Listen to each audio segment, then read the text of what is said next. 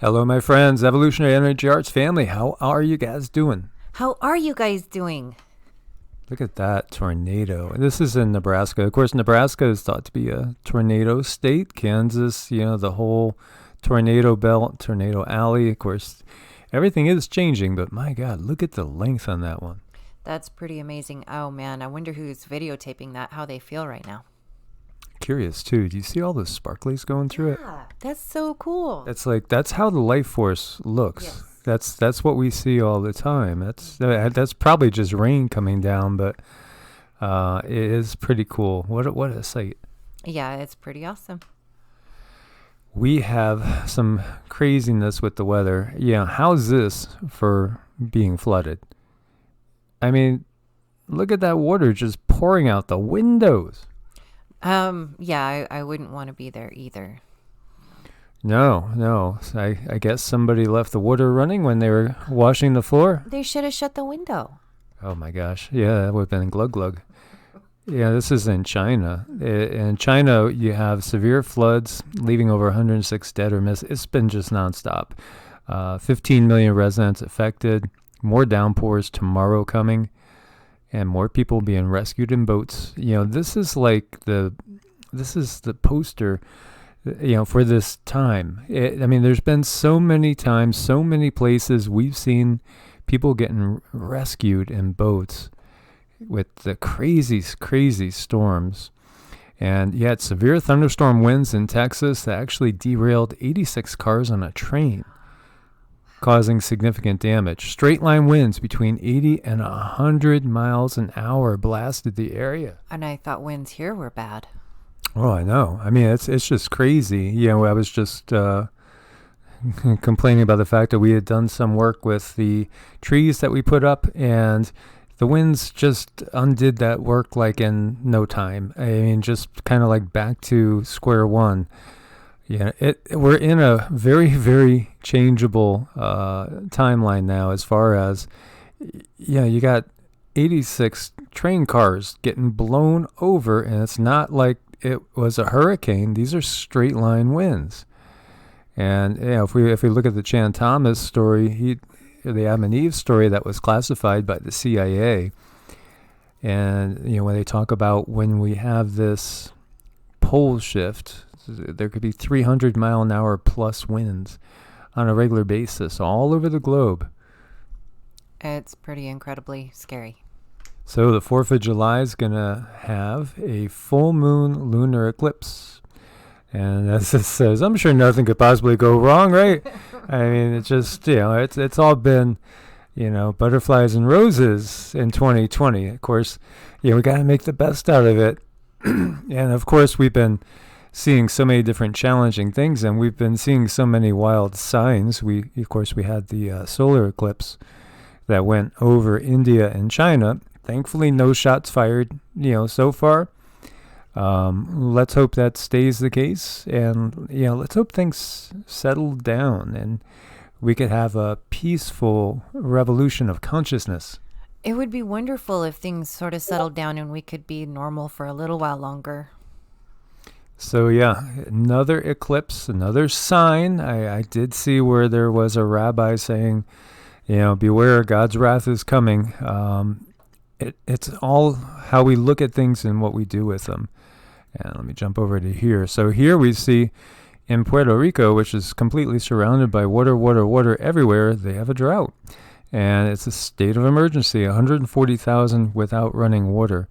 And Puerto Rico, ever since the hurricane hit, they had a whole year. Many people had a whole year without power. It's been kind of one thing after another, and the people there have definitely suffered quite a bit. But there are a lot of other places, like in Assam in India, which is still going through incredible floods as well, that have had just all sorts of natural disasters. And here we see Rivers Dam hits highest level, causing 1,000-year record flooding in Manitoba, Canada. 1,000-year. We're getting up there with the records. Mm-hmm. Yeah, we sure are. And in Myanmar, we have a jade mine landslide that kills more than 170 people. And always a danger when you have these heavy rains and you're in an area that's mountainous. I definitely was very weary being in North Carolina in the Appalachians, where I was, because, I was on, I don't know, Cindy, you remember that driveway? Oh my gosh. It was like you had to gain speed in order to make it up because it was so steep. Yeah, I couldn't imagine doing that with snow. No way. No. So every area has its challenges. We got a 4.6 quake, and this hits the south flank of Kilauea. So, a lot of people reported feeling this. That was a little bit bigger than typical. We'll have to keep an eye on Kilauea, see if it wakes up again. And we have a summer snowstorm killing nearly 500 livestock animals, stranding 400 tourists. And this is in Xinjiang in China. We've had so many livestock die-offs, from getting hit by hail to getting hit by lightning to getting frozen solid under 6 feet of snow.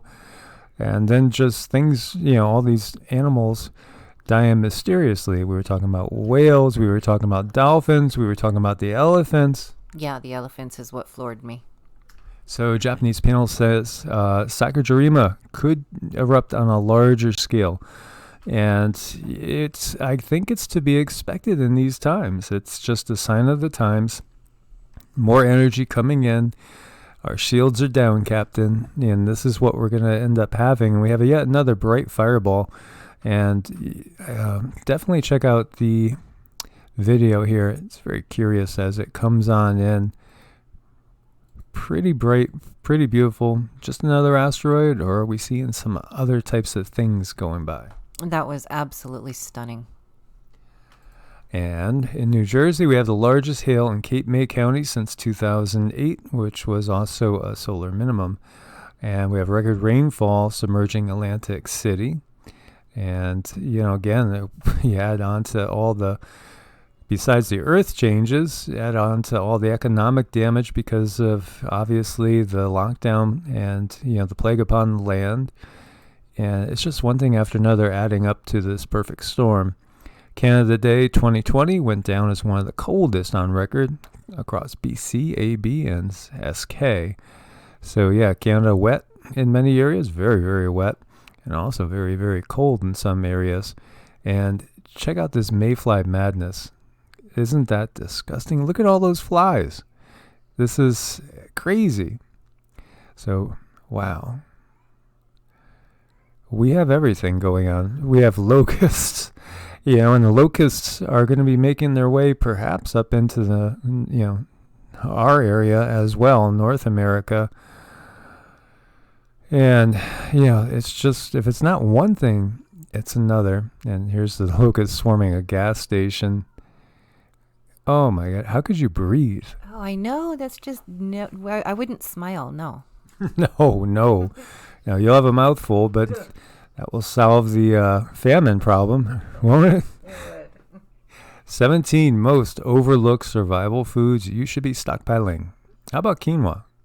The mother of all grains. By the ancient Incas, quinoa contains 8 grams of protein per cup and offers 8 essential amino acids. And it's another thing that'll last a long time, something to, perhaps has been overlooked. Lentils. I haven't cooked as many lentils lately. I go through cycles, I guess. But lentils are great. They cook really fast compared to beans, really easy. A lot of protein, a lot of fiber as well. It is a staple, and they're very, very inexpensive. And rolled oats as well. And we do have, I think, a 50-pound bag of oats. And Cindy's been after me to make some oatmeal cookies. Yes. Yeah, maybe we could do that. That could be in the plans. How about dehydrated fruit? And that's something that we do have a sealer. I haven't used it yet. But, right now we've been gifted with some apricots. Yeah. And there's plums. And we should dehydrate them. Because you have a dehydrator. Yes, we do. Yay. And you could dehydrate veggies too. And pemmican, and it's been called the ultimate survival food, invented by Native North Americans, traditionally made of venison or buffalo. It's a low-fat dried meat, traditionally dried over a fire that's mixed with fat and berries and then pressed into biscuit-sized shapes. Can last up to 50 years. Jerky, again, if you are a meat eater, you can also dehydrate that. Canned tuna, canned pink salmon, millet as well, another very affordable grain, kamut, and coconut oil, as well as garbanzo beans or chickpeas. Make your hummus there. Also, I use chickpeas in a lot of the Indian recipes as well. And tomatoes, honey, tremendous shelf life. It will crystallize, but you can still use it. Nut butters, nuts and seeds as well. Guys, I want to thank everybody that's supporting us over at Patreon. There's been more new patrons, and we couldn't do it without you guys, especially with all the censorship that goes on. And also at Ko-Fi as well. And I just want to invite everybody to check out our website as well. And if we could help you with any energy work or Vedic chart readings, let us know. We love you guys. Stay safe out there. God bless and namaste. Namaste.